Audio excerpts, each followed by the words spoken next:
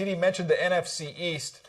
Man, the records aren't good, but this is like the most fascinating division right now in the NFL. Very compelling division. I mean, it's a division that always gets a lot of attention because they normally have marquee playmakers at all spots, quarterback and at wide receiver.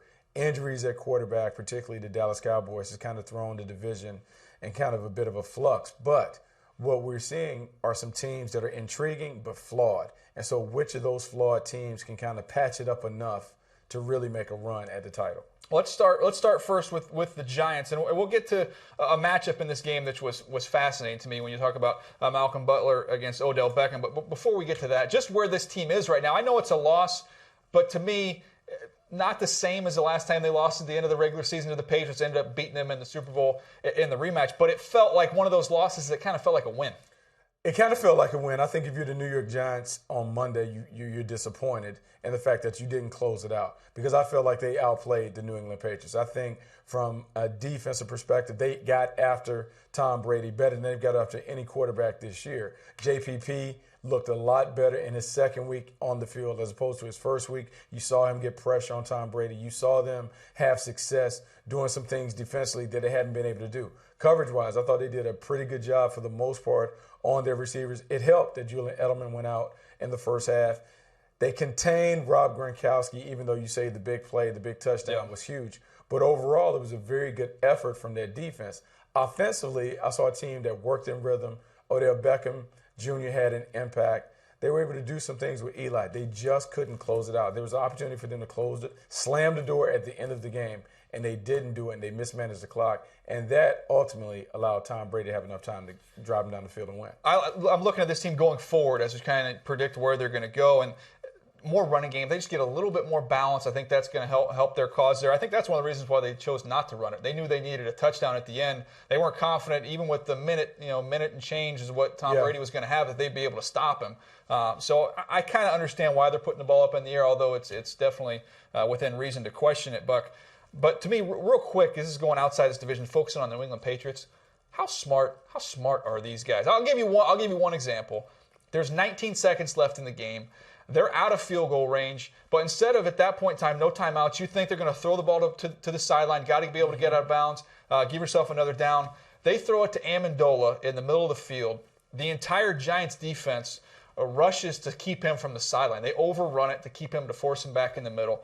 And in turn, he ends up getting 7 extra yards, getting upfield and making it a makeable field goal because they knew 19 seconds is enough time for us to get the completion, get up on the ball, clock it. Still had plenty of time left for Gronkowski to come out there and kick the ball. When you talk to Patriots people, you talk to their former players, you talk to guys who have coached there or have worked there, Bill Belichick puts a tremendous emphasis on situational football, situational awareness, understanding down, distance, time, circumstance, and situation. And so when I look at the Patriots, they execute in those areas. 2-minute drill, they're typically flawless. They understand when to get out of bounds. Tom Brady does a great job of making decisions. From a defensive standpoint, they understand when to keep people in bounds, how to keep the ball inside the numbers and not allow it to get to the boundary, but also not allow it to get over their heads. You talk about the play with 19 seconds left, understanding they can make a play over the middle and still have time to clock it. I'll point to the last play of the game, the kickoff after the made field goal.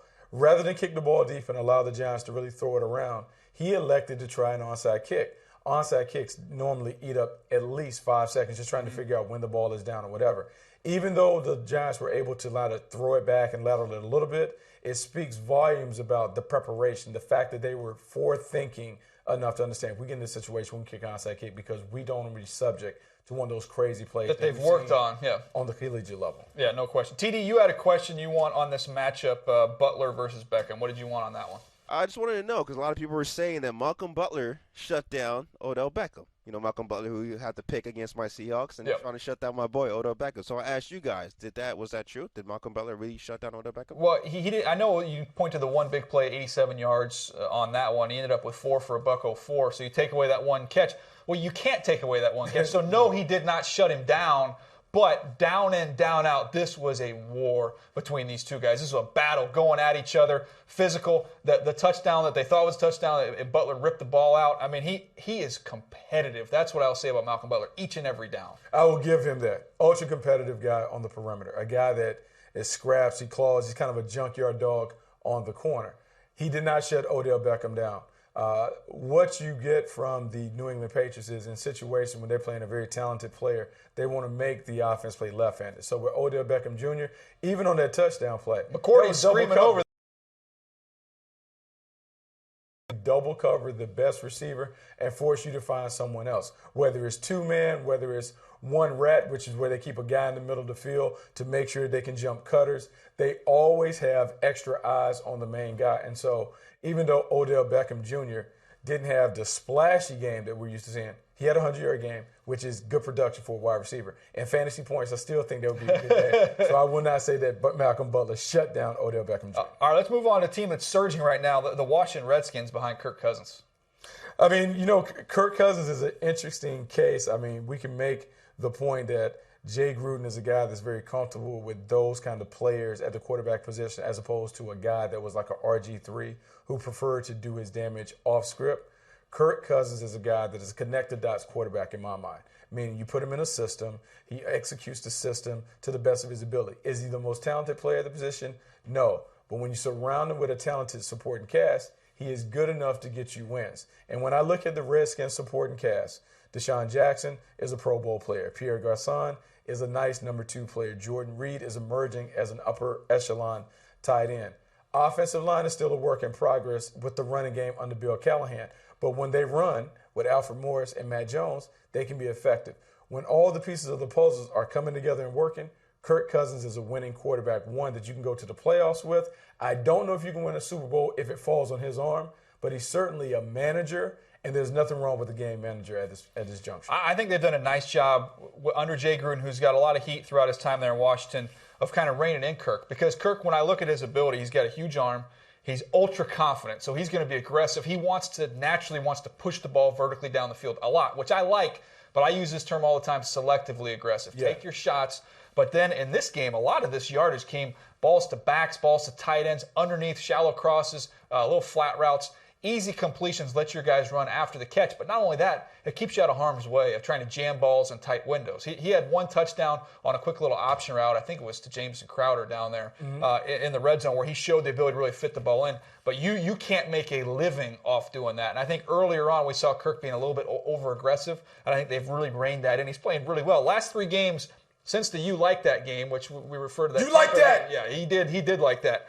And you include that game, 8 touchdowns, 1 pick. The 1 pick hit Pierre Garçon in the face and popped up in the air, so that wasn't even on him. He's playing really good football right now, Buck. And what I want people to understand when you talk about surrounding him with a supporting cast, and you point to the fact that he's really kind of dinking and dunking the ball underneath.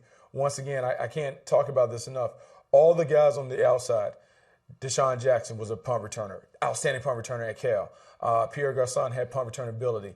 Jameson Crowder was one of the best punt returners in ACC history, a dynamic player. So when you put the ball in the hands of those guys, Kirk Cousins can function because they're comfortable making plays after the catch. They're comfortable with the ball in their hands. And so as I look at this offense and how they're putting it together, Kirk Cousins is a good fit. It's one of the reasons why they can be successful because he lets his guys play, and it's one of the things that RG3 wasn't doing. So now in retrospect, the move looks good because Jay Gruden finally has someone who is allowing his system to allow it to work. Yeah, and when you look at the difference there, I would just sum it up as RG3 had to win with his arm, and now you're letting Kirk Cousins win with their legs. Yes. So just get the ball, let them get the yards with their legs. Yes. You don't have to get it all with your arm. And Kirk Cousins is playing really well. TD, you want to chime in with a question on the Redskins here? Yeah, you guys know, man. I like word association, countdowns, word association. So let's just try this one. Kirk Cousins is. For me, I'm going to say he's the future. He's the future of the Washington Redskins organization in terms of I think he can be that quarterback that they want him to be. He can be a winning quarterback, one that you continue to field a competitive team with. If we have to liken the situation, I would liken it to Andy Dalton in Cincinnati, who is surrounded by upper echelon talent. You talk about number 1 picks all around him. Well, now Andy Dalton looks better because he has a supporting cast. He's playing better, but the cast around him allows him to play at a championship level.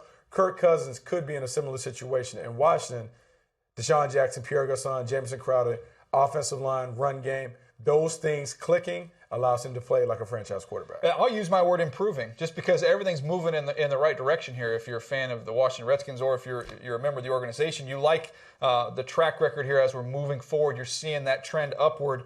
And, I want to piggyback on what you just said, Buck. We always would say in the draft room, right, can you win with this guy? Yeah. And with Kirk Cousins, I say, yeah, we might not win because of him, but we can win with him. He's not going to hold us back. We can win with him. I'm not going to put it all on him to go win the game, but he's capable of running our offense, keeping us in games. We put the right pieces around him, we can be successful. And that is the important part. At a time, obviously, where we're driven, our opinions are driven by a lot of fantasy football production and those things. Kirk Cousins is a game manager, and that's fine with being a game manager because there are only a few transcendent stars at the position. Tom Brady is ultimately the ultimate game manager. He can put it on his back, but he understands how to connect the dots. Kirk Cousins can connect the dots, and when he stays in his lane and understands exactly what he is, they can win a lot of games. It's about managing him and him managing his own expectations about what he can do on the field. All right, let's move on now to the Philadelphia Eagles, and this is a team that's, it's a roller coaster ride to watch what they're doing. They lose the game against the Miami Dolphins. Sam Bradford got hurt. I don't know that I'm surprised by that. I'm probably more surprised taking this long, that he's held up as long as he did. He took some shots in this game from this Miami front. He took some shots. They couldn't protect him up front. You saw the Miami Dolphins defensive line continue to do what they've done since Dan Campbell has taken over. They flexed their muscles a little bit. And Ndamukong Suh was ready to play, dominated inside, created pressure and penetration, disrupted the timing of the passing game. With the Philadelphia Eagles, the thing that is troubling is I think their defense is playing at a level where they should be the best team in the division. However, offensively, they're not getting the consistent production, be it the running game or in the passing game. Some of that, I think, is they are talent deprived by their own doing. You let a Deshaun Jackson leave. You let a Jeremy Maclin leave. You let Shady McCoy leave. 3 Pro Bowl players that you let go, and you have system players in place. But in this game, as much as we talk about X's and O's, it's about the guys that are on the field. And if my guys are better than your guys, more times than not, I'm going to beat you. All right, we want to chime in here. TD, what do you got, a question on Chip Kelly? Chip Kelly, man, 2.5 years into his NFL career. So Chip Kelly so far has been? I'll go. You want me to go first on this one, Buck? I mean, yeah, you can go first. I'll just say average. Average. And look, I know you can say, okay, well, he won 20 games in his first 2 years there. That's above average. Well, not when you look at the roster that he inherited. I mean, he had a lot in place there, especially to do what he wanted to do with the athletic offensive line in place and with a lot of skill talent. Now, he's taken over the reins of this organization, got to make all the personnel decisions. And I think what you see right now is a team that's, 4 and 5 teams, a little bit below average, to be honest. But I'm going to say average. That's my word. I'm going to say arrogant. I'm going to say arrogant in the fact that he came from the college game going to the pro game, and he didn't respect the process. He didn't respect what Andy Reid had put together. And I know a lot of times it's easy to beat up Andy Reid for the fact that they weren't able to win a Super Bowl. They won a lot of championship games, a lot of division titles, got to championship games, but weren't able to get over the top. But the roster that Chip Kelly inherited was one of the top rosters in the league. Premier players on the skill side. They didn't play great Andy Reid's last year, and I understand that. But Chip Kelly inherited a roster. And what he did, he immediately tore down that roster to put in what he thought was a system in place and guys that could fit his system. And what we're seeing, that the system is fine when you have great players. But I don't think they have great players. And all the moves that they've made, from buying Maxwell on the outside to some of the other notable stars, Sam Bradford, bringing DeMarco Murray, all those other guys. Those guys aren't performing like the guys that he had in place. And so it falls on Chip Kelly. I think his arrogance hurt him, and I think is affecting what the product is on the field. Well, you get credit for thinking outside the box, right? That's what you call it when things are going well. You'd say, oh, he's outside the box thinker. We love that about him. Well, there's also such a thing as track record. Sam Bradford has proven he can't stay healthy. That's looking like it's going to be a problem. Kiko Alonso's had his injury history. That's looking like it's a problem. DeMarco Murray, we've seen all the numbers on the guys that get as many touches as he did last year, how precipitous their fall is. So he's not playing well. I mean, all this stuff, a lot of it kind of predictable, really. Yeah, it is predictable. And even beyond that, a lot of what coaching is, and we talk about it in meeting rooms all the time, when you're drafting players or selecting or acquiring players, how do they fit within the scheme? I don't think that he's doing a great job of melding his players to the scheme. DeMarco Murray was a downhill runner. So we get him, and I thought it would be a good move, but I was anticipating Chip doing some things to help DeMarco Murray out. We talked off air about Mark Sanchez. Mark Sanchez being a guy that struggles throwing on the move, particularly to the left. Yeah. Well, we keep seeing him roll left. there are certain things that certain coaches will do to make sure their players are always in the best light. He's not doing that. But when I look at the New Englands of the world, I see them do that, and it's one of the reasons why they're successful. Chip Kelly can take a page from the Bill Belichick book and understand how to adapt his system better to fit the talents of his players. Good news for them, though. They're still in it because the NFC East is wide open this year. One more team to get to, and that's a team that has proven Tony Romo is pretty valuable. He's a pretty valuable guy. He's the most valuable player for their team. For all the people that hated Tony Romo for years and years and years on end, he has been the Band-Aid that has kind of kept that franchise afloat. And what we're seeing is his presence masks a lot of their flaws. For as talented as we may perceive them to be, we talk about that offensive line and all the pieces on the outside, Tony Romo is the one that makes them go. Matt Castle, Brandon Whedon, put those guys in, it's not the same. He'll come, and I think he'll restore some energy to the offense. He'll bring playmaking to the offense. But more importantly, he'll bring confidence, because when Tony Romo is under center for them, I think everyone understands that we have a premier player at the position. He will get the ball to our playmakers, and they'll score. And so it looks bleak and doubtful that they can make the postseason. But I think they can make a run when he comes back. Well, it's interesting you bring that up. Let's look at, people wonder, okay, how much difference could it make? Can they make a run? You look at their last 3 games. They lose to Seattle 13-12, 1 point. Tony Romo's worth 1 point. They look right after that. They lose to the Eagles 33-27, 6 points. Tony Romo worth a touchdown? I can see that. And then you lose on the road at Tampa 10-6. Well, 2 of those games you talk about, they're barely in double digits. Yeah. This is a high-flying offense, an offense that is always mid-20s to close to 30 points a game when Tony Romo is under center. They're not getting that. They went for the more risky pick and, we want Matt Castle, we want to push the envelope and do those things. Yeah. He's not playing as well as Brandon Whedon. So the issue is all about the quarterback. They need Tony Romo to get back, because I still believe that defense will play well when he's back. They need to play with the lead. They need to play from ahead. They can't play from behind because they're not built to play like that. All right, in terms of who's going to win this division, kind of forecasted going forward, Buck, I'm going to stay with the Giants. I know they have the loss against the Patriots, but I like that you're seeing JPP kind of bend and wrap and figuring out how to rush the passer without using that hand, getting a little bit better on the defensive side of the ball. I've seen Eli Manning. I know what they can do in the passing game. Even though Victor Cruz is gone, he's never going to come back this year. I'm not worried about that. They've got enough weapons on offense. I think as this defense continues to improve under Spagnuolo, I think they eke it out in this division. I think the Giants win it. I'm going to go with the team with the longest odds. The longest odds are the Dallas Cowboys. The 7-loss Dallas Cowboys. 2-7. But here's what happened. The Giants and the Redskins and Eagles did knock the Cowboys out. Yep. It's only a 2-game spread when you think about where they are. They're talking about 5 losses. They have 7. They can control their own destiny by winning out. A lot of pressure. The margin for error is like paper thin. But Tony Romo comes back. They just need some juice on offense. That defense can get it done. I know the pass rush is better with Greg Hardy and company kind of finding their way, and coverage they've been okay. They're not generating enough points. They need to be able to play with the lead. And with Tony Romo coming back, if they can get the running game back, because now you can't load up the box to stop Darren McFadden. Yeah. You can't do some of the things that they're doing against Matt Castle and Brandon Whedon.